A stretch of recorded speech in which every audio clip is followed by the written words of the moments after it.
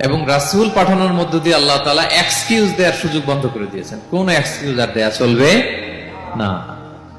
তাহলে পৃথিবীতে কেন আল্লাহ তাআলা রাসূল পাঠালেন, এই পয়েন্টটা কি সবার কাছে ক্লিয়ার?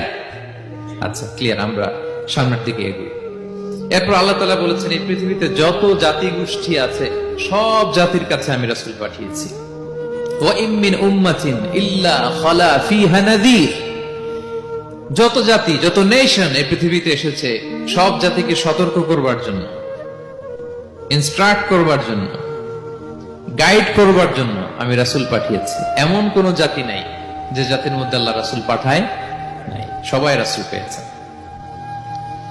এবং মজার ব্যাপার হচ্ছে, they are the chosen and selected personality by Allah subhanahu wa ta'ala.